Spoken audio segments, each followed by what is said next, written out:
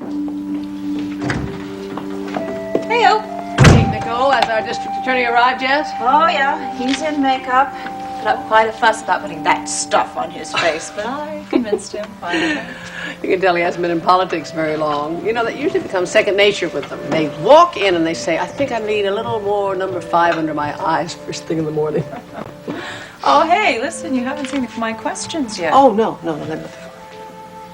So, you've seen this too about Mr. David Henson. Yes, April sent it over to me. I mean, isn't it ridiculous? I mean, the man agrees to meet Draper to talk about that job, and then he just takes off for Europe. Well, darling, I don't think that means he doesn't want to see Draper. I just think it's an unfortunate delay. I think it's an excuse. Well, I'm sure that's what Draper believes, too. But, you know, the newspaper could be in error. Oh, no, there isn't any error. April showed the same clipping to Miles, and he had a very simple idea. Why not just call Mr. Henson's law firm and find out where he is? And did he? Yes, and the article is correct. Mr. and Mrs. David Henson are off to Europe for 6 weeks. I'm sorry, Margot, but I have to agree with Draper. The only reason he agreed to meet with him was to placate Mike. Oh, come on now, I do not believe that. After all, I know David Henson. Believe me, he is a man of his word. I hope you're right. Oh, I gotta get back to the studio. See you on the air. Yes, have a good show. Thank you.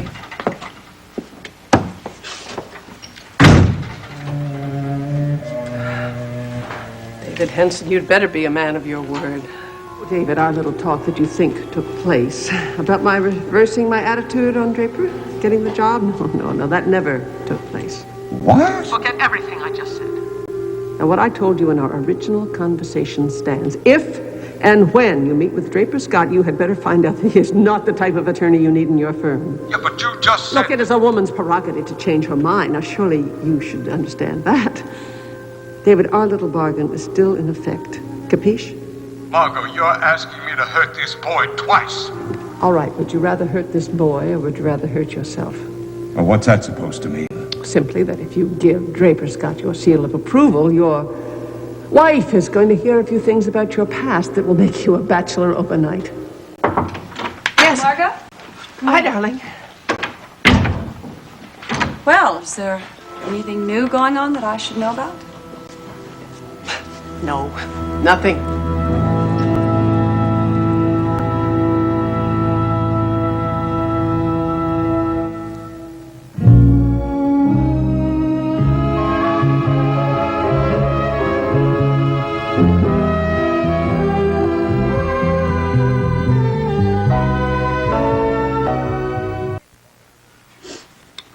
There you are, dear. Thank you. Oh, sweetheart, turn on the monitor for me, would you? It's like Nicole's about to start her interview. And now election update turns to the local scene. One of the most hotly contested races in the city this year was for the office of district attorney, where Logan Swift, who several months ago was appointed to fill out the term of Ira Paulson, ran for his first full term in office against Frederick Upjohn, special prosecutor elected to the state's anti-crime task force.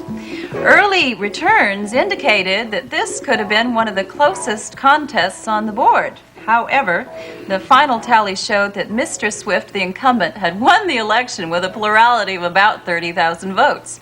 Mr. Swift was kind enough to join us in the studio tonight. Congratulations, Mr. District Attorney. Well, thank you very much, Miss Drake.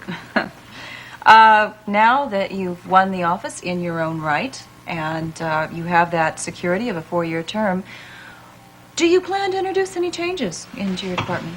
Nothing radical. I think I can assume that the people are generally happy with the way the office has functioned to this point. Otherwise, I guess I'd be cleaning out my desk right now and you'd be interviewing Mr. Upjohn, right? Not that I wish to imply that there isn't room for improvement, and I will be making such changes as I deem necessary to improve our performance. Such as? Well, if we really want to preserve the judicial system and to have it function the way the founders intended it to, and I think we do, then I think we must make a concerted effort to control crime on all levels. Exactly what do you mean? Well, when we think of a criminal, what's the image that comes to mind most of the time? A seedy character lurking around in an alley ready to pounce on an unsuspecting victim. Well, Unfortunately, in our society, there are also a great many thieves who are very well dressed and have a very high standing in the community. You intend to declare war against white-collar criminals? Well, I don't see why a man who uses a computer or a set of account books to steal should be treated with less severity than a man who uses a gun. I would like to see anyone who breaks the law prosecuted to the full extent of that law.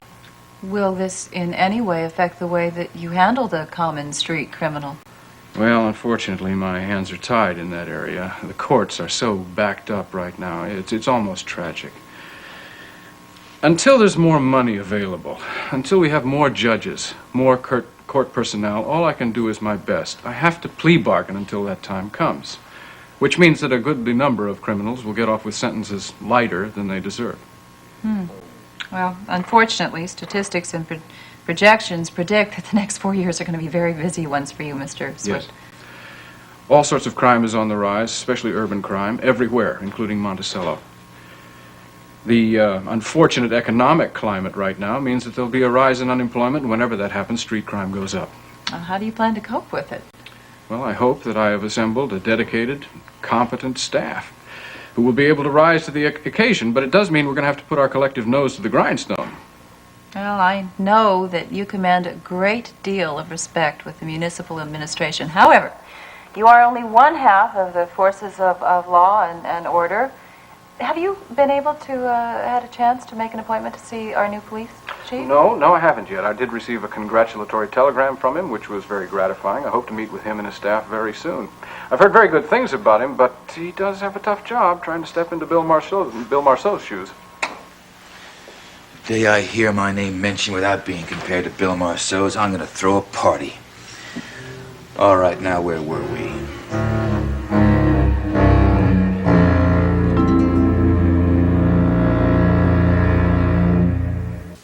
Do you like your job, Detective Saxon?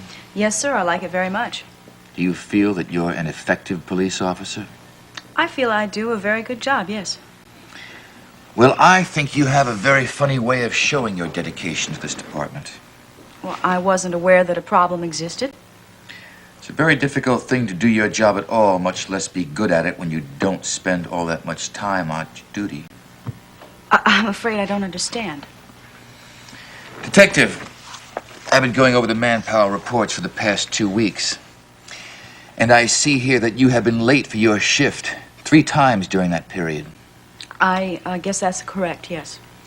We are undermanned here. Underwomaned, if that term suits you better. So anytime you decide to take a little bit more beauty sleep, we all have to pick up the slack. I'm sorry, Chief. I can assure you that I won't let it happen again.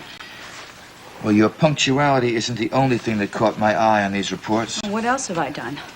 On those rare occasions when you do decide to grace us with your presence, you seem to have the idea that you can choose your caseload. Well, I may have taken myself off 1 or 2 cases. Try 4.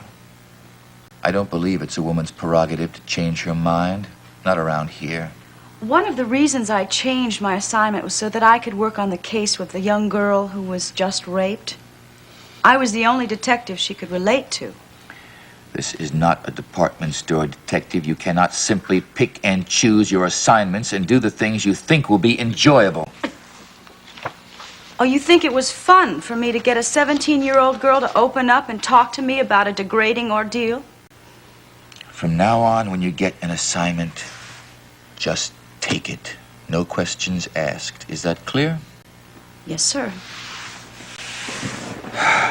Maybe I should apologize a little for coming down so strong on you like this. I'm sure that Chief Marceau must have been willing to accommodate you. I also know that Calvin Stone is a good friend of yours. Well, I'm sure the two of them must have just given you the run of the place. No, wait a minute, Chief Mallory. You seem to have determined that I am habitually late and somewhat of a prima donna. I can assure you, you are very wrong. Am I? I have been a member of this police force for a little over a year now.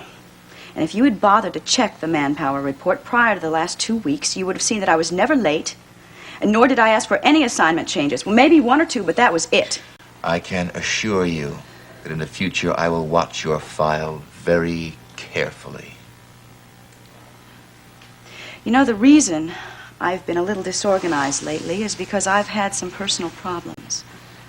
Break up with your boyfriend? I have become the target of an anonymous caller. This person is trying to shake me up a little bit. Either I hear nothing on the other end of the line, or he plays some kind of strange music. That's the only reason I've been late, is because these calls have been coming in at all hours of the night. Well, I'm sorry that you have problems, but we all do. You're just going to have to learn how to leave them behind you when you come on duty. When you walk into headquarters, your mind and your body belong to the Monticello PD. The sooner you realize that, the sooner we'll get along. Yes, sir. Chief, I wonder... Oh, I'm sorry. I didn't know you were busy. I'll come back later. No, that's all right, Dr. Cavanaugh. Come in. We're finished. I believe that we understand each other both perfectly clearly now, don't we? We certainly do. How are things, Deborah? Couldn't be better.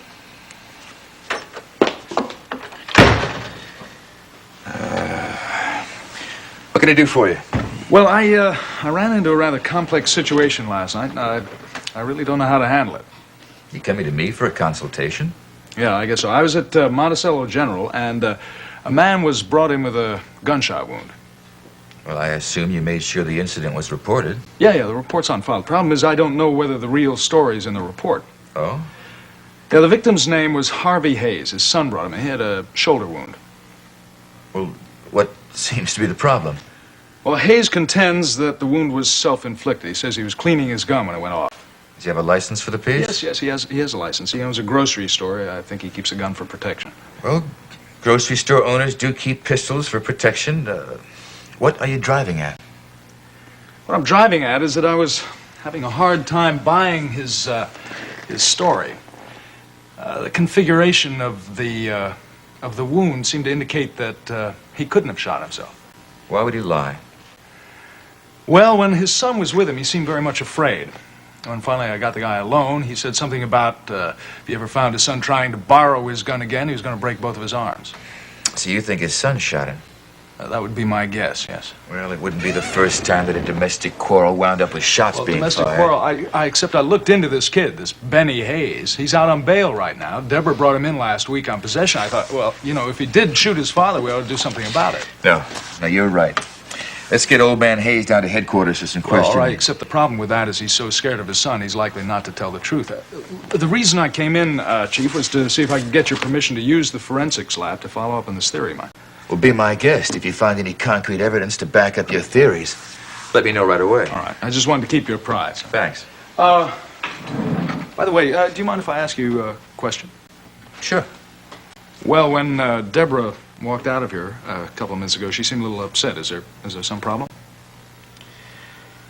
Well, even if there was, Dr. Cavanaugh, that really wouldn't concern you. No, I just thought I might be able to help. I mean, Deborah's a friend.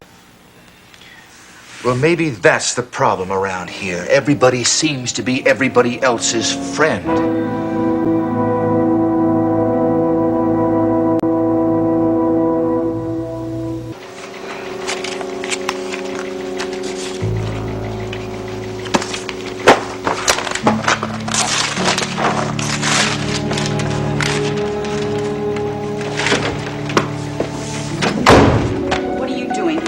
Frankly, Scar, the way you've been treating me lately, I ask myself the same question. You think maybe it's love? Well, don't you have any work to do? We're back at my office, but they're having a victory celebration for Logan. That's why I'm here. Well, look, I've got a lot of work to do, so if you wouldn't mind, I would like to have my own desk back. Well, you're in a bad mood. You're usually not this nasty to me till I've been here in at least 10 minutes. Look, I have taken my share of lip today. Now get up. Yes, sir. Your chair, ma'am. And take a box of candy with you. It's not my candy. It's yours. I didn't buy any candy. It's a gift. Before you get excited, it's not for me. Some kid delivered it before you came in. Oh, is he upset you weren't here to give him a tip? Oh, now you've started opening my gifts, huh? Well, my curiosity got the best of me. I'll have you know, this is very expensive candy. You know, you have a lot of nerve. I did not open up the box, tempted as I was. It's, from Owen, Poopsie. Now you're opening up my cards. That wasn't any big secret. You know, this guy is really showing his age. First of all, he sends you a flower, and then he sends you a box of candy. How old-fashioned. Owen never sent flowers to my office. The only person who was kind enough to send flowers to me was you. Yeah, that's right.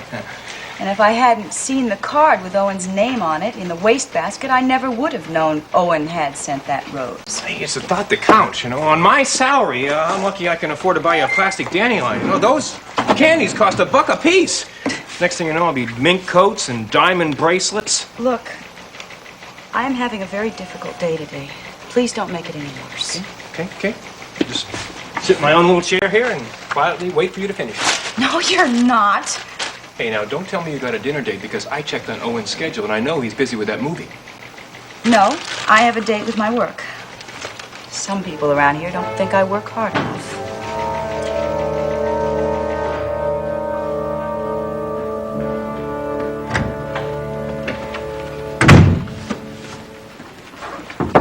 Yeah, come in. Well, look who's here. Hi, April. Hi, Logan. How are you? Please make yourself comfortable. Okay. Well, television is a fast-moving business. 2 hours ago, Margot was in charge of everything. Now you're behind the desk. Oh, no. Margot Huntington still owns the station. I'm just borrowing her desk. Look, you looking for her? She's down the hall at a budget meeting. No, I just wanted to thank her for having me on the show, that's all. Logan, I got to tell you that Draper and I are absolutely thrilled with the results of the election, even though we knew it was in the bag to begin with. Oh, yeah? You know that when those first returns started coming in? Hey, come on, I voted for you. And I even told the people down the polls that I should be allowed to vote twice. Once for me and once for little citizen here. Well, how are the two of you doing now, anyway? The two of us are absolutely wonderful. Well, you take care.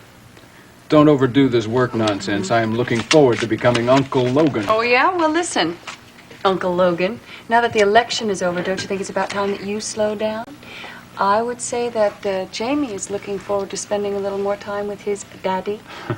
For a while there, it looked like I was going to be able to spend all my time with him, didn't it? Oh, Logan, how anyone in the world could have voted for Fat Freddy is just beyond my comprehension. Well, you saw those items he managed to plant in the paper, the stuff about my family problems. Yeah, that was unfair.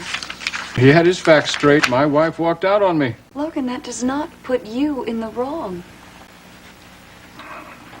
Oh, no. Oh, Logan, you're not thinking that way. You can't possibly be blaming yourself. Nothing is ever one-sided. Well, yes, it is. Sometimes. Come on, don't be so impartial. Logan, what happened was totally Raven's fault. Well, you don't sound very impartial, that's for sure. Well, I'm not. It's because I happen to believe that what you did was right. Logan, I know you loved Raven. I know how much you loved Raven. Sure was wrong about her, though, wasn't I? So what? So what? I mean, when you found out, you did the only thing you could do. Logan, it takes a very, very strong person to let go of someone they love, no matter what the reason. Well, there, I mean, that is my second vote for you, Mr. D.A.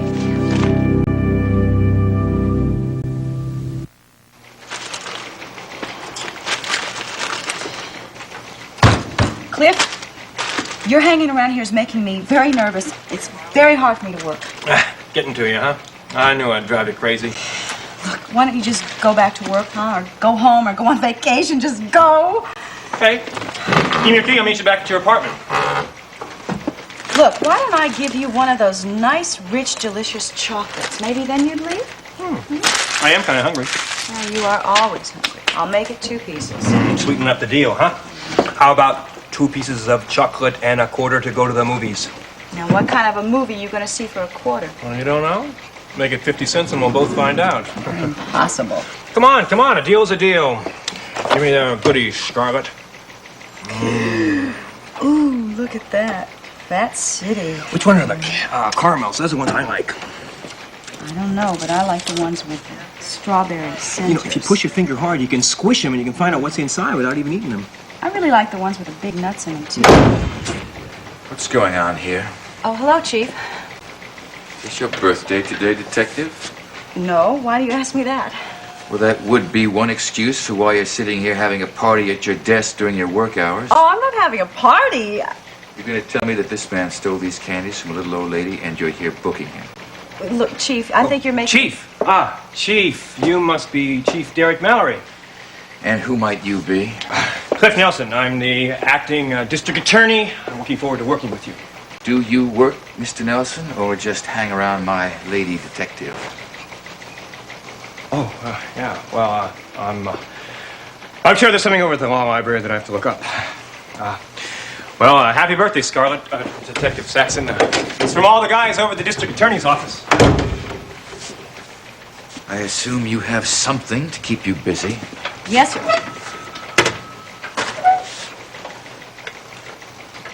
Care for a piece of chocolate? Oh, thank you. Well, is it all right if I have one? Or have you made a new rule about not eating at our desk? No, I haven't. Not yet, anyway.